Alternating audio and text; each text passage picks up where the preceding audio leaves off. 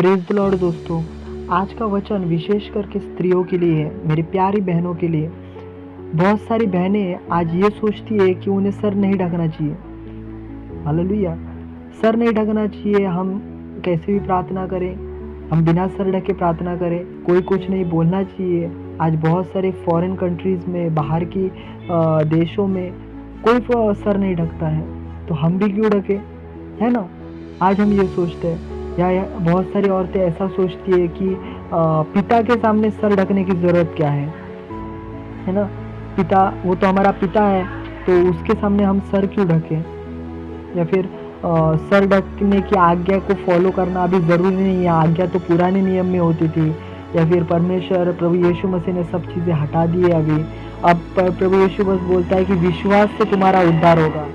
तो ये जो चीज़ है, अपना सर ढकना, वो उद्धार से जुड़ी हुई नहीं है, वो बस उन लोगों के लिए आज्ञा दी गई थी, हमारे लिए नहीं है।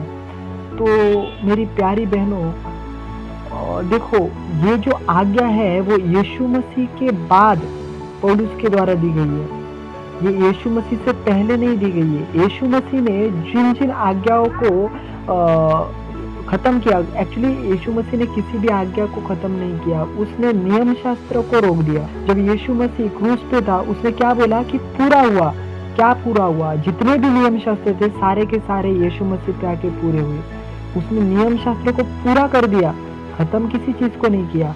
लेकिन जब यीशु मसीह मृतकों में से जिंदा हुआ, मरे हुए में से जिंदा हुआ और वो स्वर्ग में उठा लिया गया, तब उसके बाद में जो आज्ञाएं परमेश्वर के आत्मा के द्वारा, पवित्र आत्मा के द्वारा पौलुस ने दी थी, वो भी जरूरी है ना। देखो, आज बहुत सारे अन्य जाति लोगों में हम देखते हैं, जैसे कि राजस्थानी औरतें रहती है, पहाड़ी औरतें रहती है, मराठी औरतें रहती है, इजरायली औरतें रहती है, सिख औरतें रहती है, पंजाबी औरतें रहती है, मुस्लिम औरतें रहती है। इन सब की परंपराओं में सर ढकना होता है, सर ढकने की एक परंपरा है। कुछ स्त्रियां जैसे कि यूपी, बिहार, मध्य प्रदेश में देखिए, वहाँ की औरतें भी सर ढके हुए आपको दिखाई देंगी। यहाँ तक कि यीशु मसीह के काल की तथा उनके बाद की जो कलीसियाओं की स्त्रियां थी, वो भी अपना सर ढका करती थी।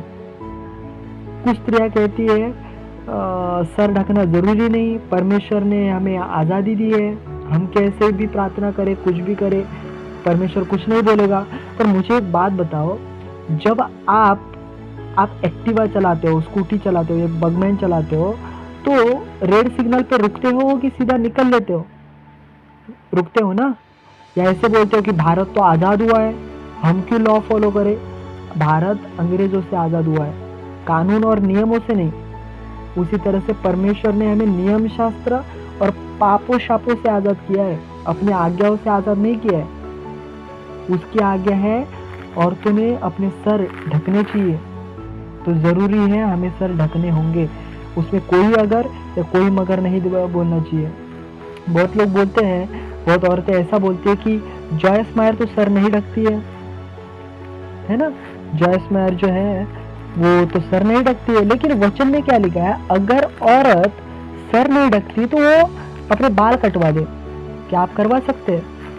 क्या आप अपने बाल कटवाने के लिए तैयार हो? नहीं ना, हर कोई नहीं कर सकता ये काम। तो अगर हमें बाल नहीं कटवाने तो सर ढके, क्या है, बस प्रेयर में हमें सर ढकना है। अगर समझ लो हम अपना सर ढकते हैं तो परमेश्वर का इंसल्ट होता है क्या? नहीं। अगर हम सर नहीं ढके तो परमेश्वर का अपमान होता है। वचन में लिखा है कि हम अपने सर का अपमान नहीं करें। हालेलुया। देखो, बहुत लोग बोलते हैं यीशु मसीह तो सर ढकता था। यीशु मसीह क्यों सर ढकता था? वो पुरुषों के सर ढकता था। इसका कारण ये था कि वो यहूदी था। यहूदी कल्चर में, यहूदी परंपराओं में सर ढकना जायज था, क्योंकि यहूदी परंपराओं में हर किसी को सर ढकना होता था, सिर्फ पुरुष को नहीं या सिर्फ स्त्री को नहीं, दोनों सर ढका करते थे। क्योंकि यहूदी ऐसा समझते थे कि हम पवित्र आत्मा के परमेश्वर के मंदिर है और हमारे अंदर परमेश्वर की ज्योति होती है। तो जैसे ज्योति को संभाला जाता है, उसी तरह से वो अपने सर के ऊपर ढक के ऐसा दर्शाया करते थे कि हम ज्योति को संभाल रहे हैं। और भी बहुत सारे रीज़न होते थे। हर बात को, हर एक एग्ज़ाम्पल को मैं इस वीडियो में नहीं बता सकता। और आज बाहर के बहुत सारे कंट्रियों में देखते हैं कि औरतें सर नहीं ढकती, औरतें अपने सर के ऊपर कुछ लेती नहीं है। तो देखो, कोई दूसरा कर रहा है, दूसरा नहीं कर रहा है, उससे हमें मतलब नहीं होना चाहिए। हम क्या करते हैं, अभी बाहर के कंट्री में बहुत सारे समलैंगिक काम हो रहे हैं, रैलियां निकाल रहे हैं। क्या हम भी निकालें? नहीं ना। चर्चों में, बाहर के कंट्रियों में चर्चों में पादरी लोग होमोसेक्सुअल हैं। क्या हम भी करें वैसा ही? वो कर रहे तो हम भी करें। एक दिन वो लोग बोलेंगे कि हम लोग नरक में जा रहे हैं। परमेश्वर उनको बोलेगा तुम लोग नरक में जाओ, तुम लोगों ने गलत काम किए, तुम लोगों ने सर के ऊपर ये नहीं लिया, सर को नहीं ढका। तो उनको जब नरक में डाला जाएगा तब हम बोले क्या वो जा रहे तो हम भी जाए? नहीं ना। तो वैसे ही अगर सामने वाला कर रहा है, वो लोग कर रहे हैं, तो जरूरी नहीं हमें भी वही करना चाहिए। और जो मैं बोल रहा हूँ तो क्यों बोल रहा हूँ? क्या मेरी बहनें मेरी दुश्मन है? नहीं, बल्कि मैं प्रेम रखता हूँ मेरी बहनों से, ताकि अनंत जीवन में वो मेरे साथ हो। परमेश्वर के वचन में लिखा है सर ढकना चाहिए। अगर हम सर नहीं ढकते तो कुछ गलत हो सकता है, लेकिन अगर हम सर ढकते हैं तो कुछ गलत नहीं होगा, क्योंकि वचन में वो बात लिखी है। परमेश्वर के वचन में लिखा है मेरी सबसे छोटी आज्ञा को जो नहीं मानेगा उसे स्वर्ग राज्य में सबसे छोटा कहा जाएगा।